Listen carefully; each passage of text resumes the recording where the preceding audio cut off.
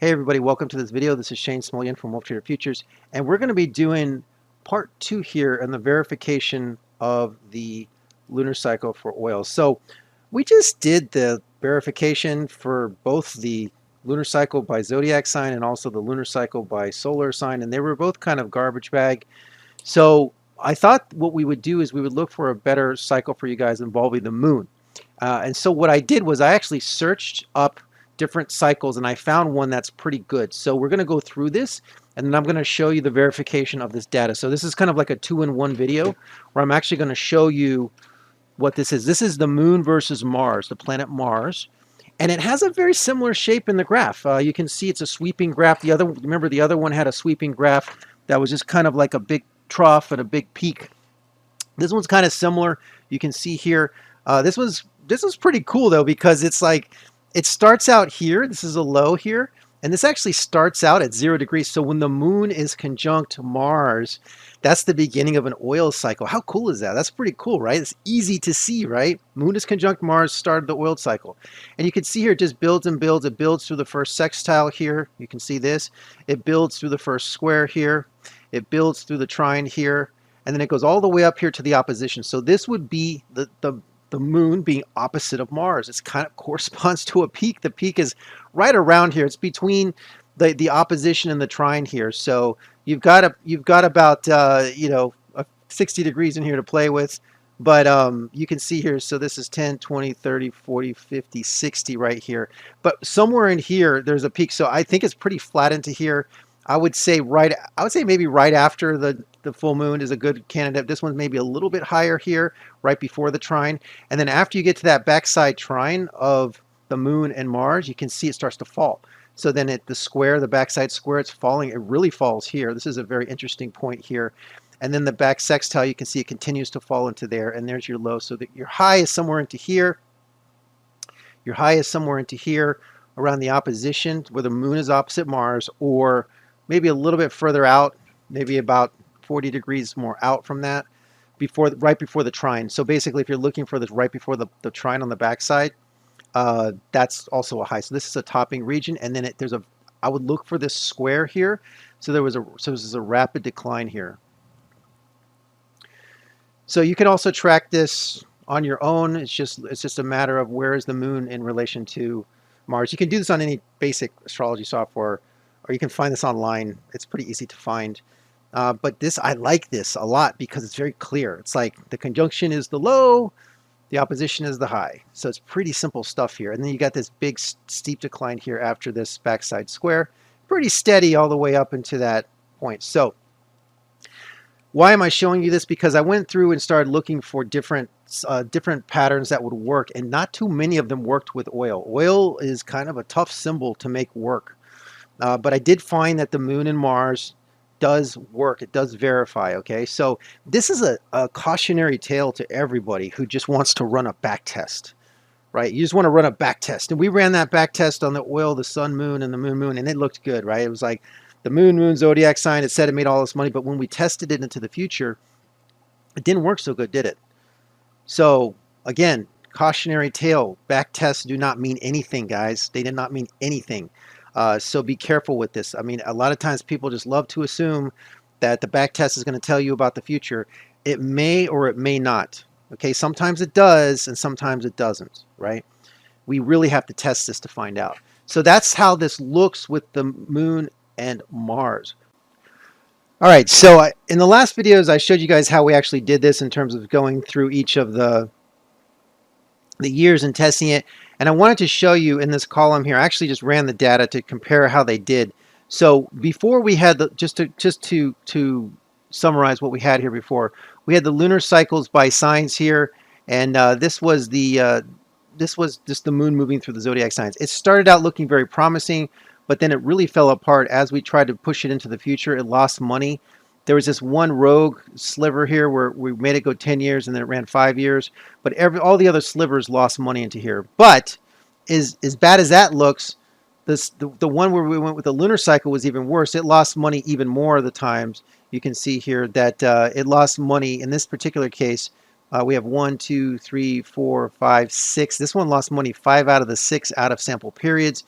So this was really not a very good test to run between the lunar sun lunar and the lunar by zodiac sign, in the sense that we didn't really get a clear resolution. Like we got two two lunar cycles that really aren't that good. I mean, maybe one's a little bit better than the other one. Maybe the zodiac signs is a little bit better, but we really had inconsistent results. And I want to just emphasize here that the whole point of this is that we can stress these systems out into the future. So we always want to be putting the pressure on our systems, maximum pressure. And so if it stops here, we always want to push this out into the future so that it has to be under a lot of stress. So the whole point of it, when you have a system, you should always try to stress this thing and break it. Like you should always put it under the maximum amount of stress you can and try to get that system to fail in some way.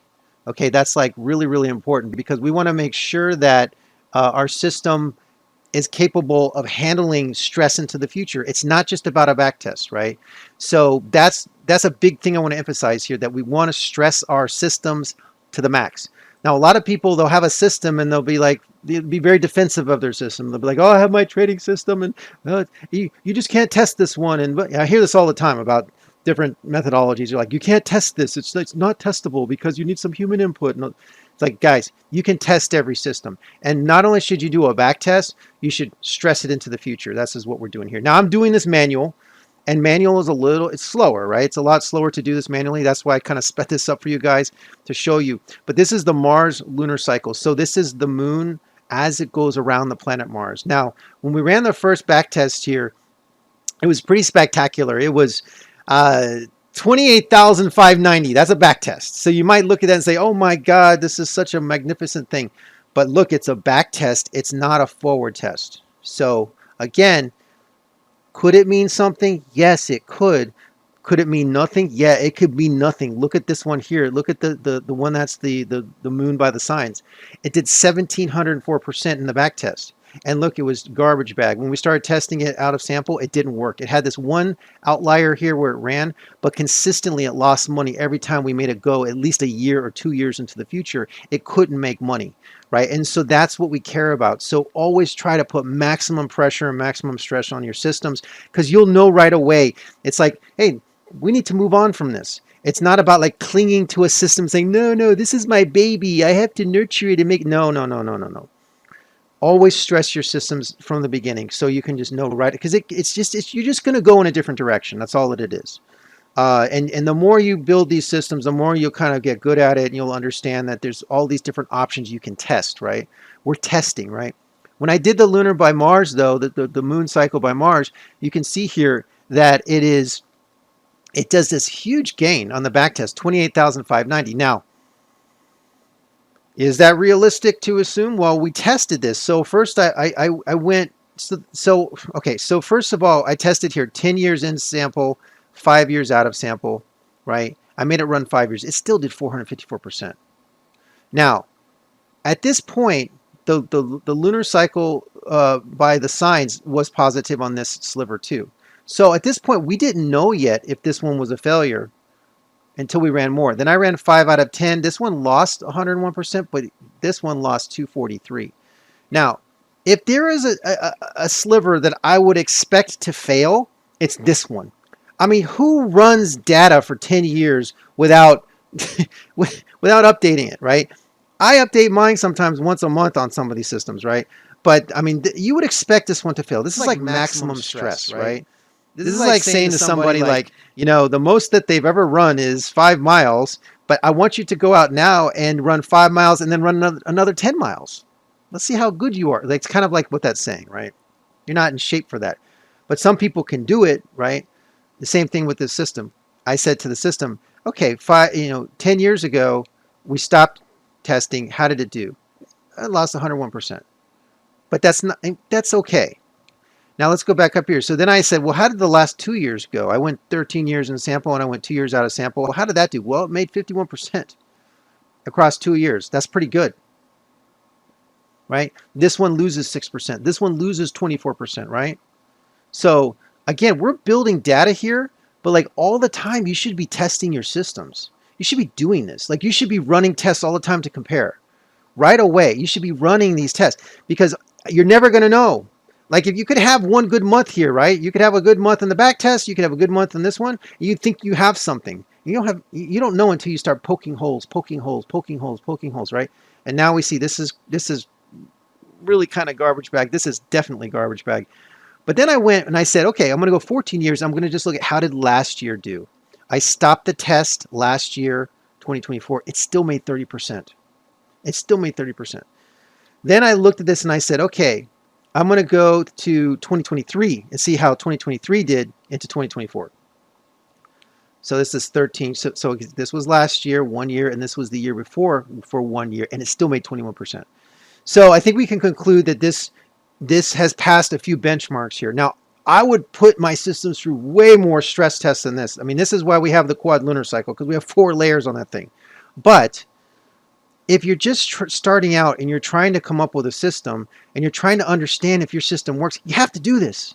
I don't care if it's a trading system. I don't care if it's astro forecasting. I don't care if it's cycles. I don't care whatever it is. You have to determine if you have a very good vehicle to trade and forecast, or you have a garbage bag, which we had over here. And there's no way to know that by the back test.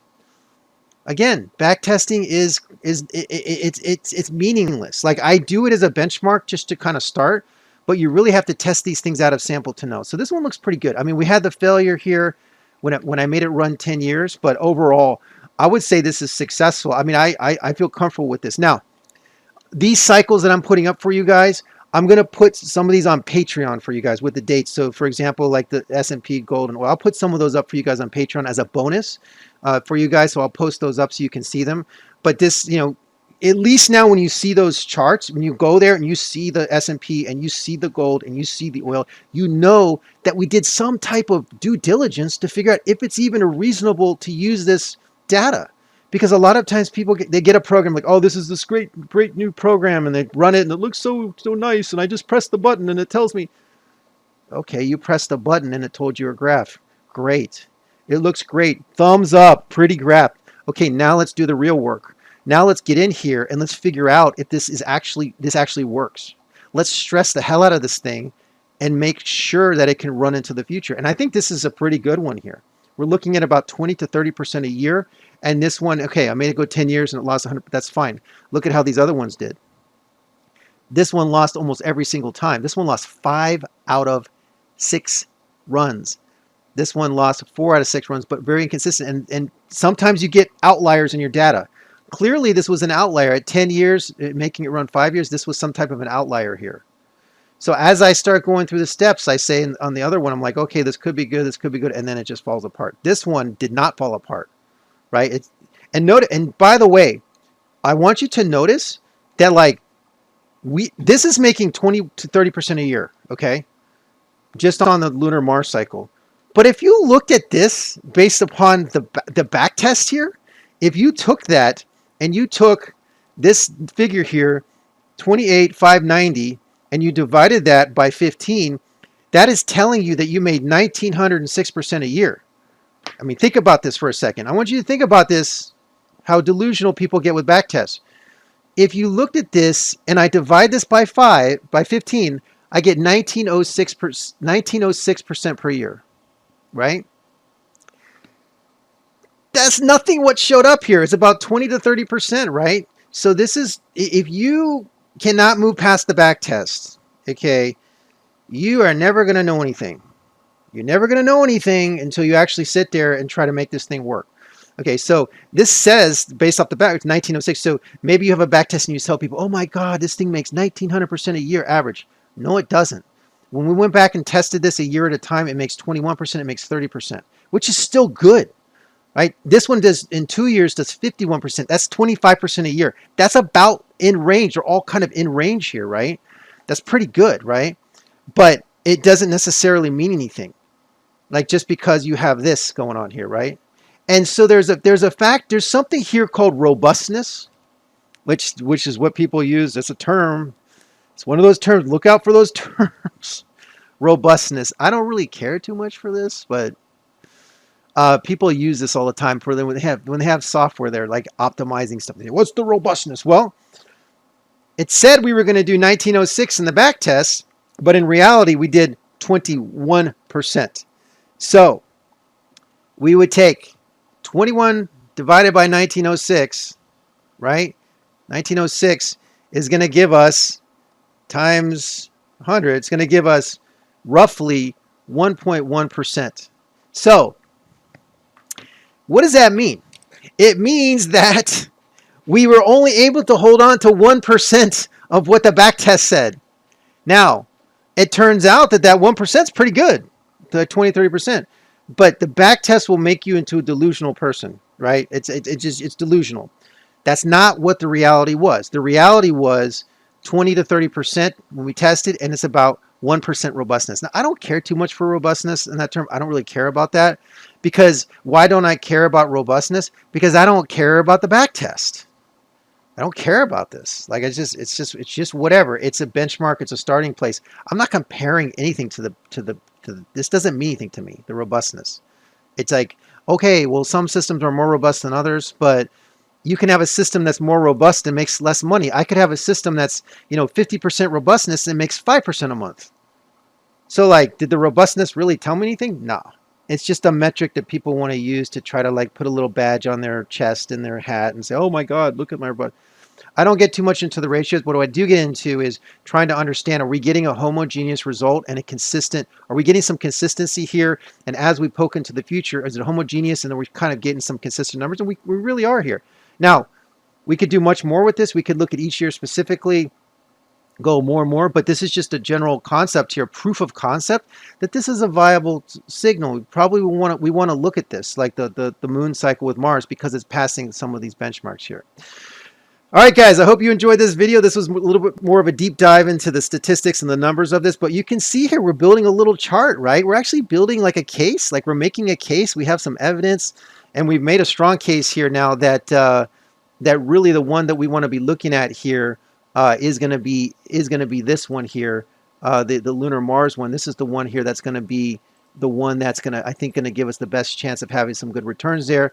And again, I like the way that this sets up, just because the conjunction is the start and the opposition is the peak. It's easy to remember, and we know now that we have some data to back this up. All right, guys, thanks so much for stopping by. I really appreciate it. I hope everyone has a great day. Stay safe out there, and I will talk to you soon. Peace out.